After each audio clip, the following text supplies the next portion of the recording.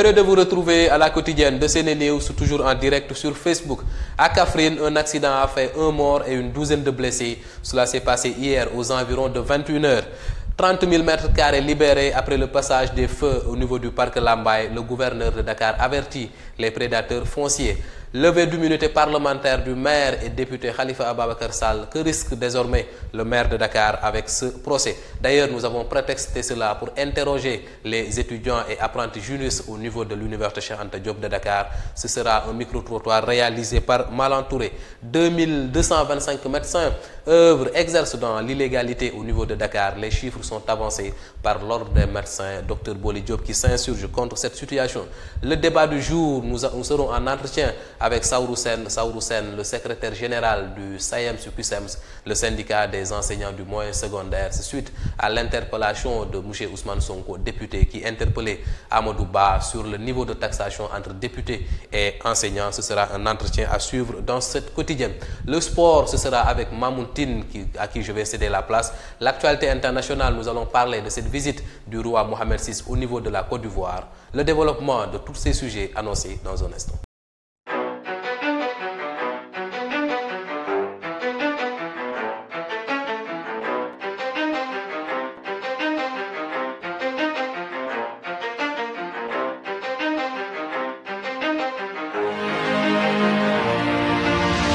Merci de nous rejoindre à la quotidienne de SeneNews. Hier, aux environs de 21h, un accident au niveau de Kaffrine a fait un mort et une douzaine de blessés. C'est entre Kaffrine et Koungheul, aux environs de 21h. Une voiture qui tentait de dépasser une autre voiture s'est heurtée à un camion qui était en stationnement pour réparer ses pneus.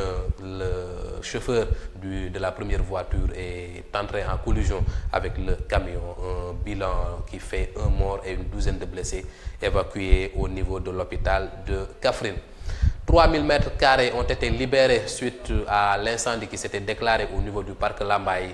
Après cette libération de ces terres, le préfet, le gouverneur du moins de Dakar, qui prévient les prédateurs fonciers selon qui cet espace n'est pas à courtiser. Ce sera réservé exclusivement pour un espace entre ces installations de la Sénélec et l'autoroute à péage. Le gouverneur de Dakar qui menace ainsi, ou bien qui avertit ces prédateurs fonciers qui, à chaque fois qu'un espace, qu'une portion de terre est libérée au niveau de Dakar, cela aiguise tous les appétits. Levée d'immunité parlementaire du maire et député Khalifa Ababacar Sall, cela s'est passé avant-hier au niveau de l'Assemblée nationale. Qu'est-ce qui sera réservé maintenant au niveau de ce procès par le maire Khalifa Ababacar Sall? Qu'est-ce qu'il risque? Beaucoup de personnes se sont intervenues sur ce sujet, ont donné leur avis. Pour certains, le maire, s'il est coupable, risque des peines allant de 1 à 5 ans. Pour d'autres, c'est après cette levée d'immunité parlementaire, le maire va aussi perdre son mandat de député. Beaucoup de spéculations, mais on ne tardera pas de savoir quel est le sort qui sera réservé à l'actuel maire de Dakar et député élu à cette 13e législature. D'ailleurs, nous avons prétexté cela pour faire apprécier le sujet à ces apprentis juristes au niveau de l'université Cheikh Anta Diop de Dakar, ces étudiants en formation de droit à l'UCAD qui pensent que tous les droits du prévenu Khalifa Ababacar Sall n'ont pas été respectés. Suivez leurs propos dans ce micro-trottoir désigné Malentouré. Ce que je déplore dans ça, parce que lorsqu'il y a commission ad hoc, la commission ad hoc doit entendre le prévenu. Et ce qui n'a pas été fait. C'est une violation des droits. Je pense que c'est une violation des droits. Parce que si quand même les droits de la défense de chaque personne lui donne la possibilité d'être entendu par ceux qui doivent le juger ou bien ceux qui doivent lever son immunité parlementaire. C'est le minimum. Selon moi, Khalifa Sall, en quelque sorte, ne bénéficiait pas d'une immunité parlementaire lorsqu'il commettait sa forfaiture, entre guillemets. Tout député a une immunité parlementaire, mais en quelque sorte, il ne devait pas être inscrit sur les listes. Mais moi, c'est ce que je déplore. Ils ont faussé depuis le départ. Ils ne devaient même pas inscrire Khalifa Sall sur les listes électorales et venir des mois après pour nous dire que Khalifa Sall bénéficie d'une immunité parlementaire. C'est un peu aberrant. Il y a une aberration dans la mesure où quelqu'un qui est déjà en prison, il nous parle d'immunité parlementaire. lorsqu'il bénéficiait d'une immunité parlementaire, il ne devait même pas être en prison. Voilà, c'était donc là ces deux étudiants qui appréciaient toutes ces mesures qui ont entouré cette mesure de levée d'immunité parlementaire de Khalifa Ababacar Sall. On va continuer à en parler. Immunité parlementaire au Sénégal, est-ce pertinente? Toujours la réponse avec ces deux étudiants. Bon, si quand même ce qui se passe au Sénégal ces temps-ci, à chaque fois s'il y a un problème devant la justice, un député a un problème devant la justice, qu'on lève son immunité comme ça, bon, ça ne sera plus pertinent. Parce que l'immunité, ça sert à garantir à son propriétaire des droits quand même, qui lui garantissent son inviolabilité, quoi. Aussi, on ne peut pas être député, le député n'est pas n'importe qui, c'est celui qui est choisi par le peuple pour lui représenter. Donc celui-là quand même doit avoir un certain mérite. C'est pourquoi on lui a donné une immunité. Mais aussi cette immunité aussi, ça ne veut pas dire l'impunité. Je ne suis pas d'accord avec l'immunité impunité. Bon, on peut avoir immunité.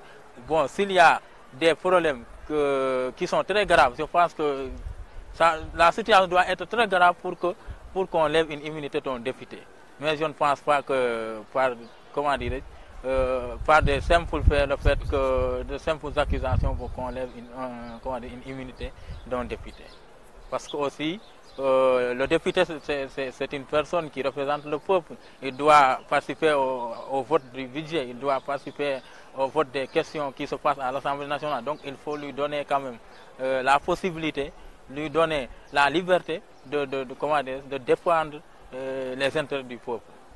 Bon, je pense que l'immunité parlementaire a perdu sa valeur au Sénégal, dans la mesure où étant un privilège, donc quelqu'un qui est assujetti doit être privilégié en quelque sorte.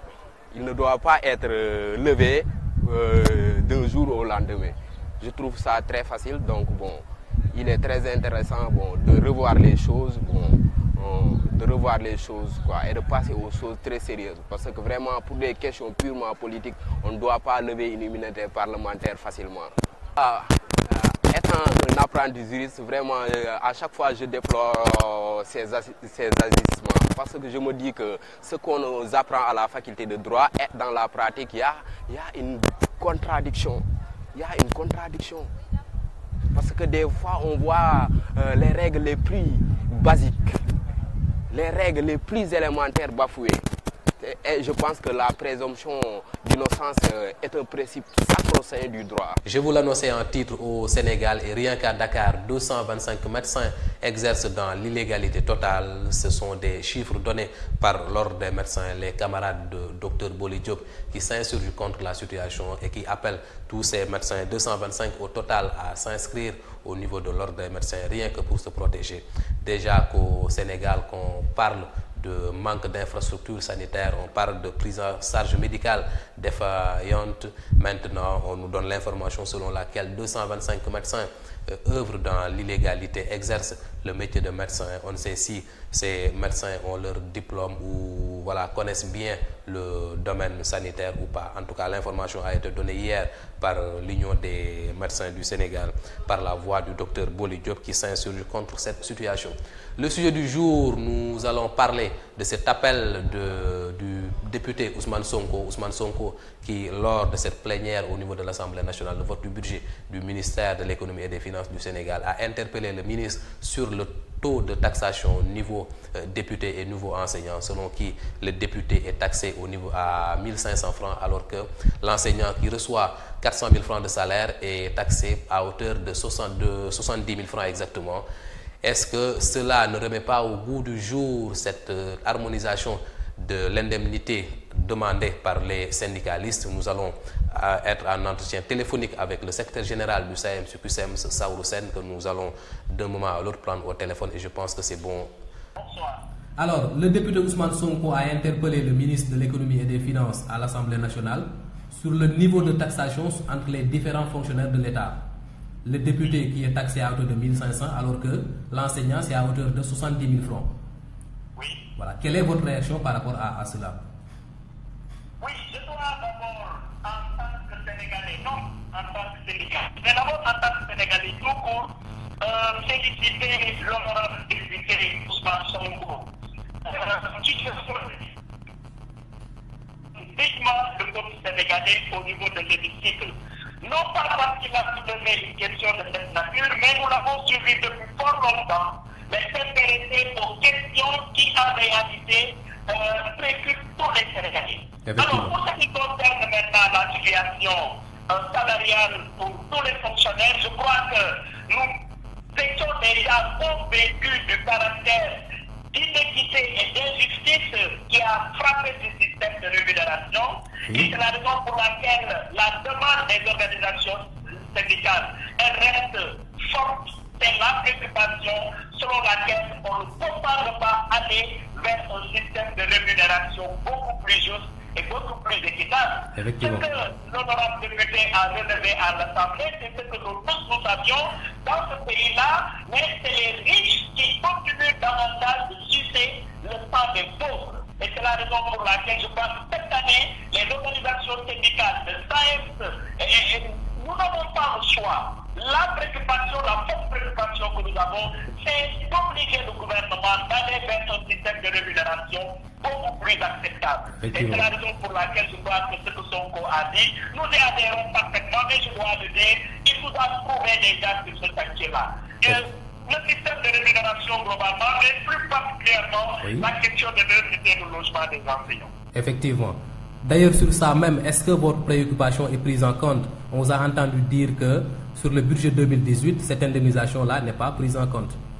Écoutez, nous allons dans incessamment et dans les meilleurs délais déposer le préavis de grève du syndicat autonome des enseignants du moyen secondaire du Sénégal.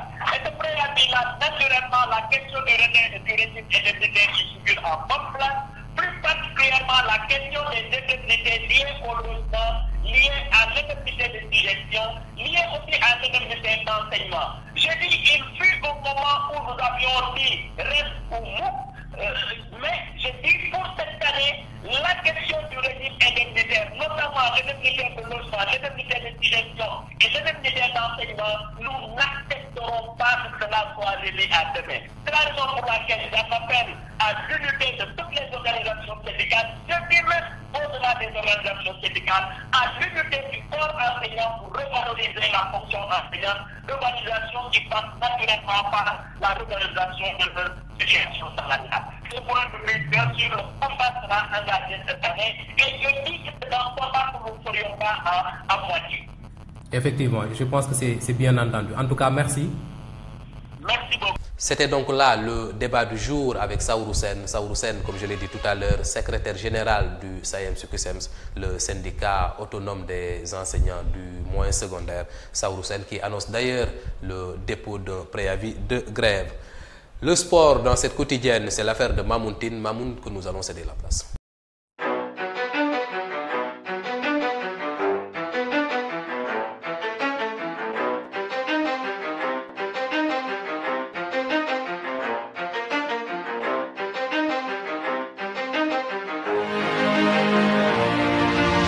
Bonsoir à vous, chers amis internautes, et bienvenue dans la partie sportive de la quotidienne de CNews. Aujourd'hui, nous allons donc parler de Sadio Mané, ballon d'or sénégalais pour la 4e fois de suite. Après donc 2014, 2015, 2016 et 2017, le voilà, l'enfant de Bambali qui devance Kalidou Koulibaly avec ses 296 points. Il devance donc Kalidou Koulibaly 110 points. Ismaïla Sarr, Karambodj ou encore Diao Baldé Keita, le joueur donc de Liverpool, a été sacré par l'Agence nationale de la presse sportive du Sénégal. Sadio Mané qui a été auteur d'une très belle saison du côté de Liverpool dans la Premier League. On va parler de notre championnat. Il s'agit là du championnat espagnol. Le fait match du match Valence-Barcelone, vous l'avez vu, c'est le but à la 30e minute de Lionel Messi qui a été refusé par l'arbitre de la rencontre, Ignacio Iglesias, qui a donc refusé le but de Messi. On jouait la 30e minute dans un choc parce que Valence est devancé de 4 points par le FC Barcelone. Mais il faut dire que ce but refusé refusé a donc relancé le débat sur l'arbitrage vidéo. On vous rappelle que le président de la Fédé, Juan Luis Larrea, avait déjà parlé de cet arbitrage vidéo qui va donc prendre naissance en 2018 pour la saison prochaine dans le championnat espagnol. Donc vous le savez, le FC Barcelone a fait match nul avec Valence et pour beaucoup d'observateurs, il faudra que la technologie entre dans ce championnat-là pour qu'on puisse éviter ces genres de problèmes. Donc c'était là l'essentiel de l'actualité sportive du jour. Je vous laisse avec Khalifa qui va dérouler.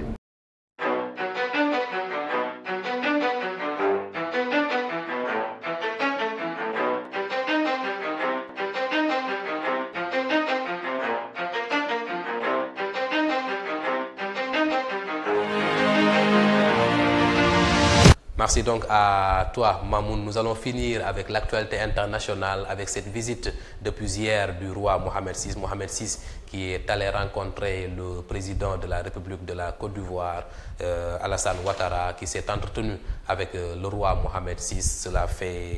C'était un prélude à l'organisation de ce sommet Europe-Afrique qui se tiendra dans ce mois du 29 au 30 novembre prochain.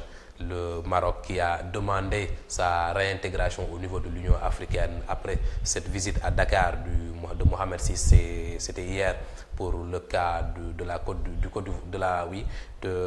avec son homologue de président de la Côte d'Ivoire, Alassane Ouattara. Mohamed VI qui s'est entretenu, et je l'ai dit tout à l'heure, c'est un prélude à sa réintégration au niveau de l'Union africaine après 33 ans d'absence. C'est la fin de cette quotidienne. Merci de l'avoir suivi. Nous vous avons parlé de cet accident qui a eu lieu au niveau de Kaffrine, faisant un mort et une douzaine de blessés, de cet avertissement du gouverneur de Dakar suite à la libération de ces 3000 hectares au niveau du parc Lambaye, la levée d'immunité parlementaire du député maire Khalifa Sall. Vous avez suivi aussi ce micro-trottoir réalisé sur le thème de la levée d'immunité parlementaire du député maire Khalifa Sall. C'est 225 médecins qui œuvrent à Dakar dans l'illégalité selon l'ordre des médecins. Vous avez suivi aussi le débat du jour avec le secrétaire général du SAEM-SUCUSEM, Saourou Sène. C'était donc là les informations traitées dans cette présente quotidienne. Et pour faire un coucou à mon grand Cheikh Diaby de la 2STV, je vous dirai que la quotidienne revient demain soir, comme chaque soir, et bonsoir.